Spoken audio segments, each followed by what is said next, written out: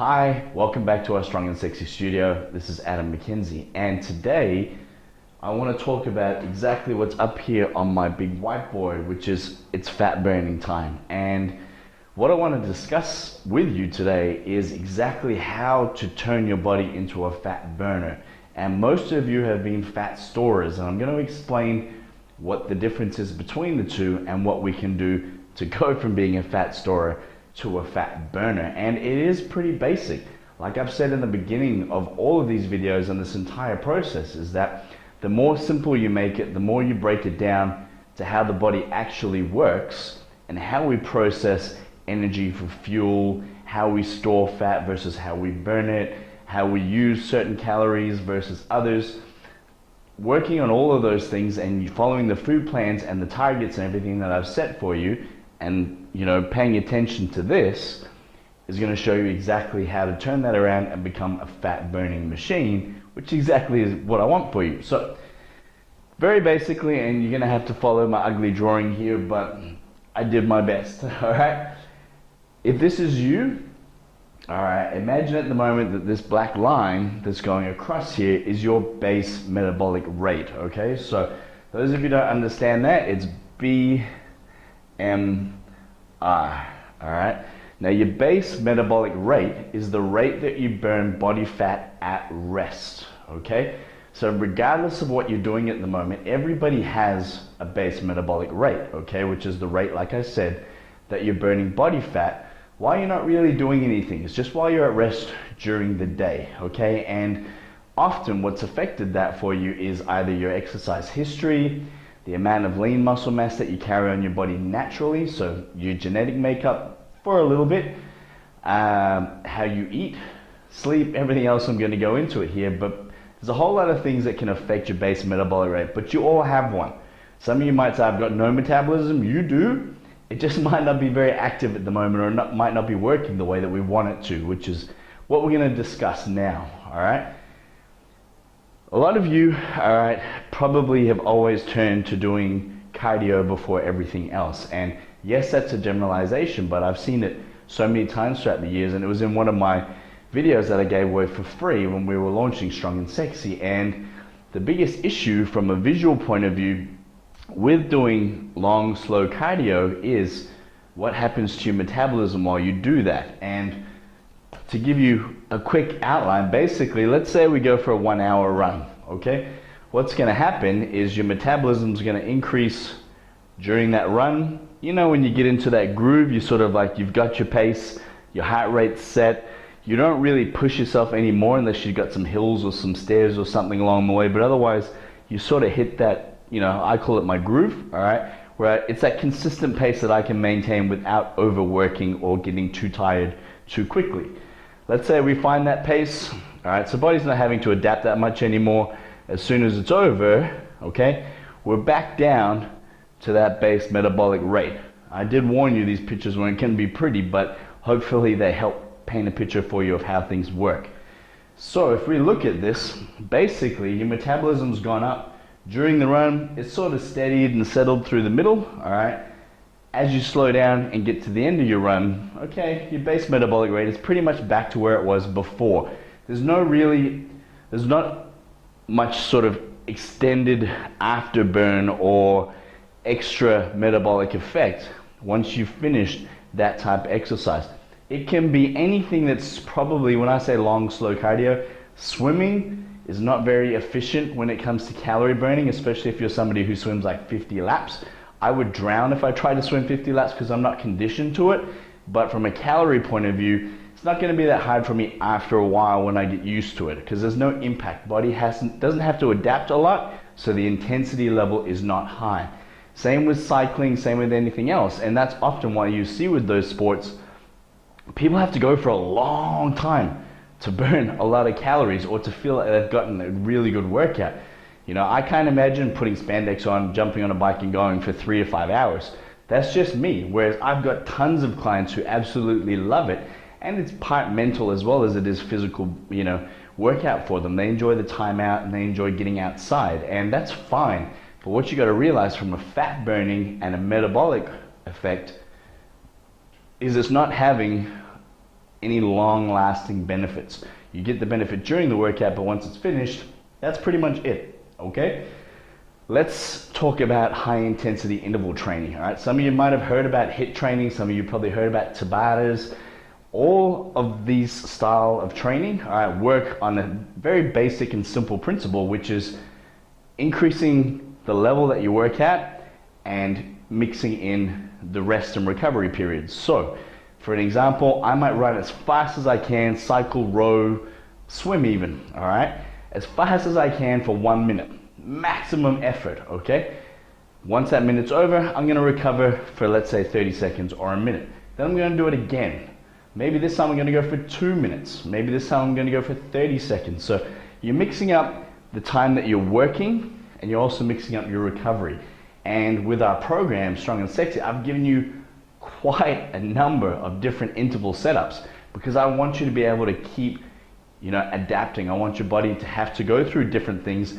And I also want you mentally to go, okay, cool, this is my focus for today. It's not the same old, all right? Maybe for the month, you've got a focus and you've got a style of training that you're trying to achieve. But after that, we're always mixing it up and we're always keeping your body guessing and adapting to what we want it to. Let's look at this from a visual point of view, okay? So we've looked at long, slow cardio, okay? And like I said, it's often why you find that people have to do this for such a long period of time to get the calorie benefits.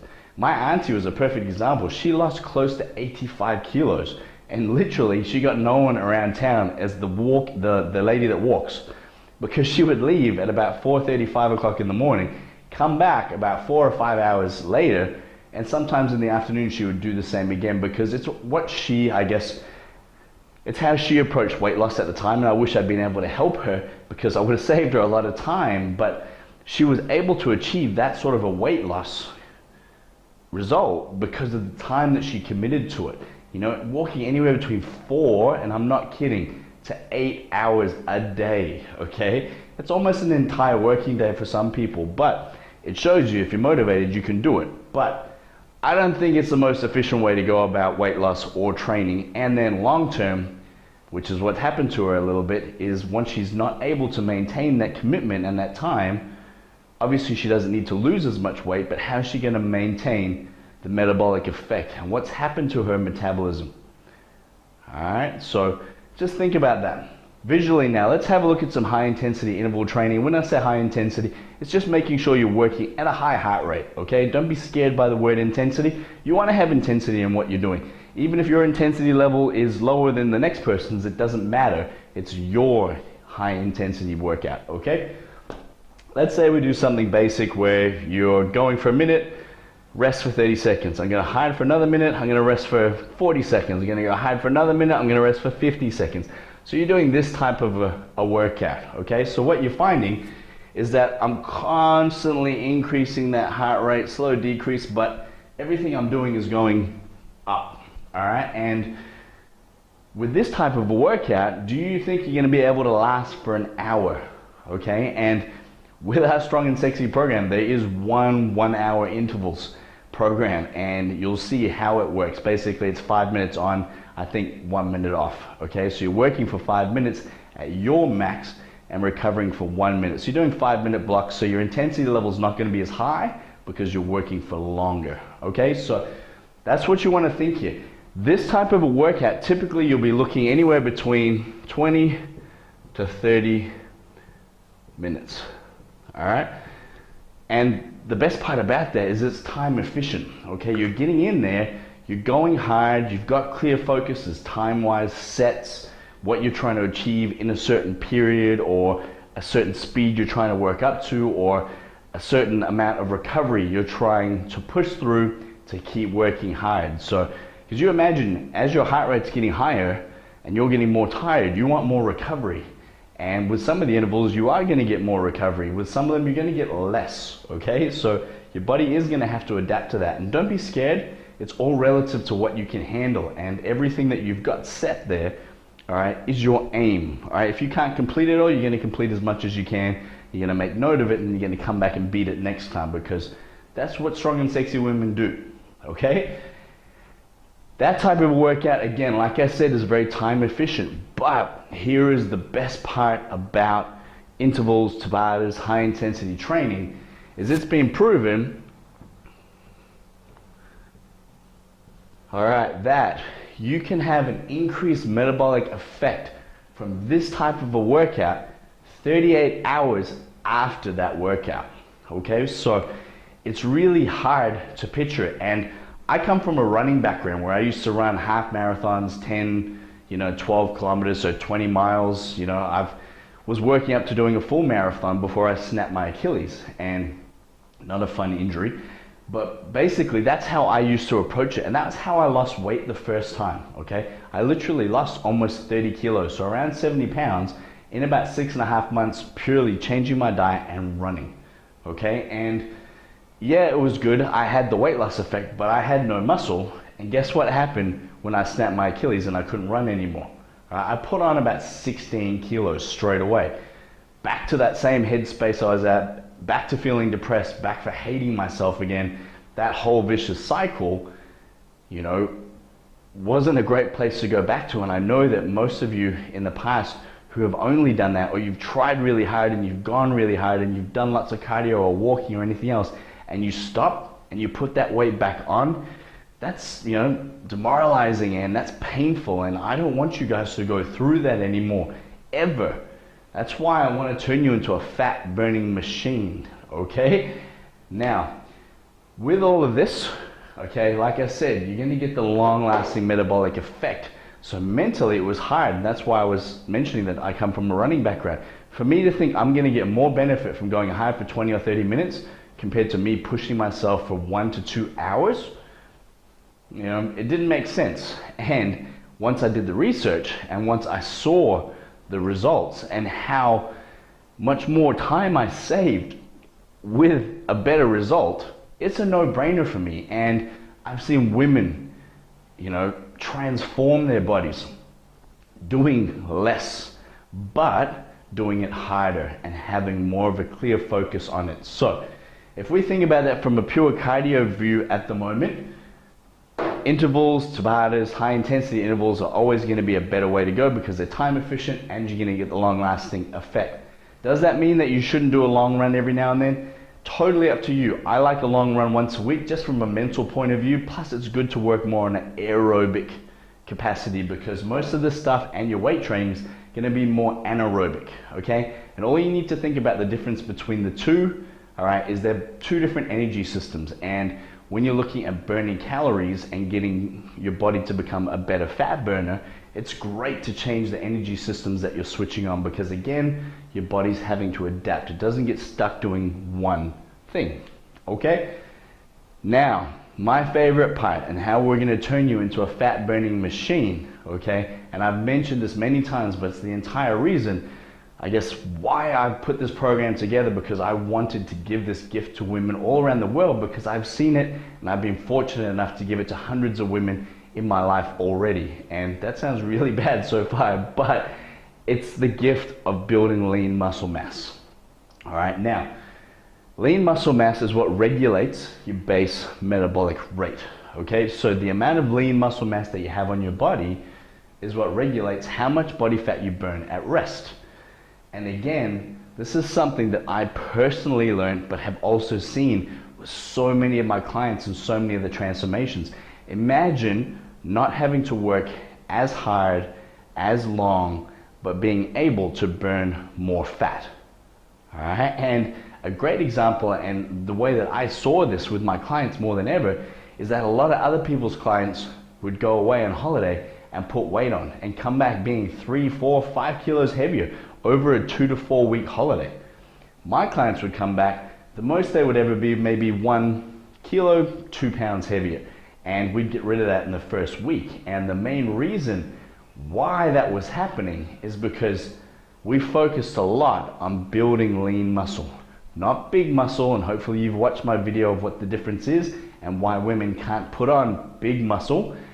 But by increasing the amount of lean muscle mass you had on your body, increased your base metabolic rate. Okay, so what that means is, let's say at the moment you can only lift a certain weight or you can only go to a certain point. Okay, regardless whether you're beginner, intermediate, advanced, wherever you're at, that's sort of where your base strength is at. over time, we're going to increase that strength. You're going to increase the amount of lean muscle mass you have on your body. And when you guys do your body compositions within our system, you're going to be able to tell out of your weight and out of your measurements how much of that is kilos in body fat and how much of that is kilos of lean muscle. All right, and our aim is obviously to drop body fat, but I don't care about weight if you've got a good ratio of lean muscle mass, because the more lean muscle mass, the more fat you burn at rest. Okay, that's why weight for me is almost insignificant. It's one part of the picture, but that's it. It's not the be all and end all, which I hope for a lot of the women out there and those of you doing Strong and Sexy will start to see that and start to let go of any emotions that you had tied to the scales, because really the scales mean nothing if you're not looking at the whole picture. They really do, they mean nothing. All right, so once you've got the whole picture, then yes, they're a piece of that picture, but that's it. Okay, now I'm getting distracted. Let's say over time we increase our strength, we increase the amount of kilos we've got in lean muscle. So you do your body composition and your kilos of lean muscle went up. Let's say you lost no weight at all.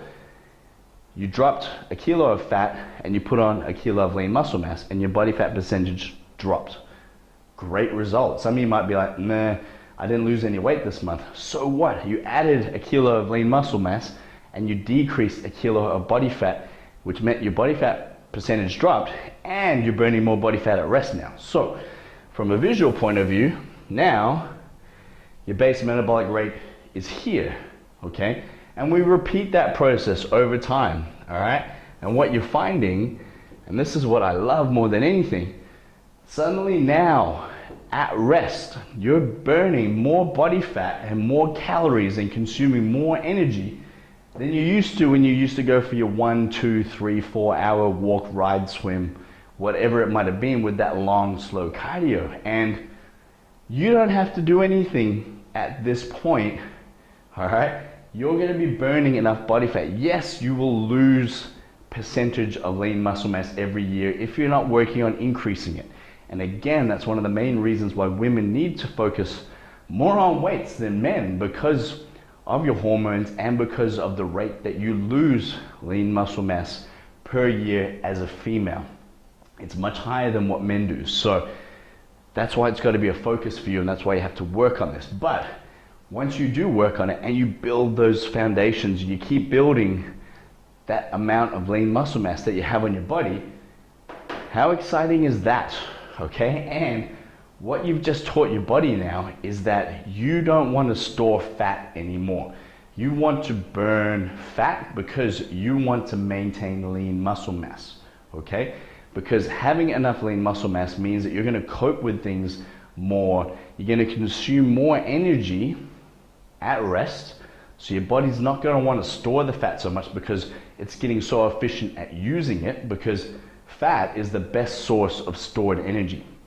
It's how our body stores energy the quickest way we know how. And the biggest issue that a lot of you've probably had to date is that, you've spent so much time telling your body to store fat because you're either overeating. So let's say that you should be having around 1,500 to 2,000 calories a day and you've been consuming 3. Okay? You basically told your body, I'm getting ready for some sort of a winter, whatever it is, hibernation. And your body gets used to having to do something with all that extra energy. It has to store it. And guess where it stores it better than anywhere else? It stores it in fat, better than anywhere else, all right? That's what fat is there for, okay? The same issue will happen if you decide, I'm not gonna eat on a regular basis. I'm going to have big periods of time where I don't eat, and this is not intermittent fasting. All right, I'm going to talk to you guys about that more in the advanced level. It's one of the nutritional programs that we have. But if you are eating at inconsistent times, or you aren't eating enough calories and you are burning more than you're consuming, okay? To give you an example, your body needs a minimum net of 700 calories to be able to maintain lean muscle mass. That means that let's say you consumed 1,500 calories for the day, but you burnt 1,000 calories either through your exercise or through other activities that you did. your net is going to be 500 calories. And that's not including what you're burning with your base metabolic rate, all right, which is even worse. What that means then is that suddenly now the workout that you just did and what you put yourself through to gain that lean muscle, your body's not going to be able to maintain it. It's going to have to use some of that lean muscle mass for fuel now, all right? Because basically you're going to tell your body, I'm not eating enough, so every bit of fat that you get in or every bit of excess that you get in, store it fast, because I need to have energy there to get through the next day, to fuel my brain. And that's what fat is there for. Fat is like the emergency system for your brain, all right? If your body doesn't have enough energy to fuel your brain, you're not gonna function, all right? And your brain knows that. So it's telling your body, make sure that you store enough energy for me so that I don't shut down and I can still do all the things that I need to do on a daily basis. That's sort of the conversation that goes on. It's obviously a lot more complex than that. I'm just trying to break it down for you. So the two things to be aware of: one, overeating; two, not eating enough; and three, having your net calories too low that you aren't able to maintain lean muscle mass, which is what we want. And the crazy thing about this, and what I'll explain to you in your nutrition programs and what I've seen hundreds of times, is you will now have to eat more food to maintain the same level of body fat than before. So you're going to eat less in the beginning while your metabolism is increasing and while we're building that amount of lean muscle mass, because your body doesn't burn it at the rate that it will do up here. It's still burning it down here, okay? But over time, you're going to increase that rate that it consumes and uses energy, that base metabolic rate. Suddenly now, you're going to be burning a hell of a lot more energy and calories up here than you ever did down here. So you're going to have to consume even more. So it's a weird concept to try and get your head around. I just wanted to paint the entire picture for you. So the best thing that we can do is focus on these three things, all right? Getting our intervals in on a daily to a bi-daily basis. Working on building that lean muscle mass so that we're burning more body fat at rest. We don't have to work as hard to keep our fat levels down. And especially those of you who got those stubborn areas left over, it's a great way of making sure that you're able to burn fat in those areas or replace those areas with more lean muscle mass, which is something that we work on in all of our programs.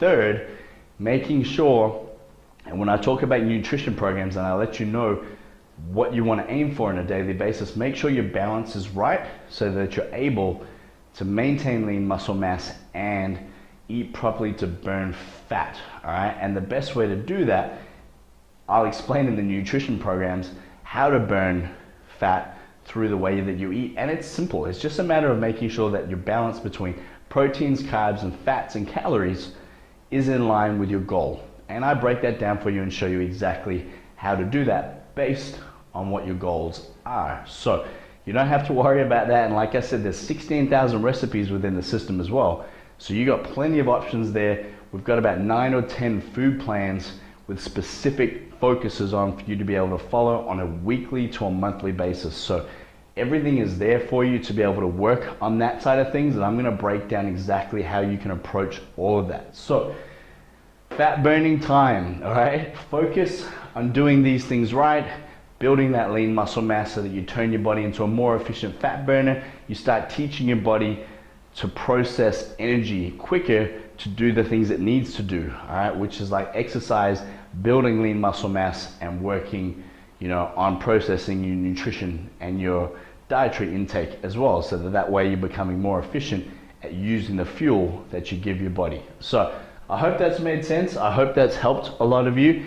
And in terms of changing your body from a fat storer to a fat burner, it is going to take time, all right? And I would say, look, give yourself at least 8 to 12 weeks if you are somebody who has a low metabolism, or you are somebody who hasn't done a lot in the past to increase your metabolic rate. It is going to take a while to kickstart. It's like an old car, in the beginning, you got to run it a few times, maybe take it on the highway for a bit of a longer run, okay, to get that engine working again, to clean it out, to get that, get more efficient at doing what it needs to do. So give yourself that time.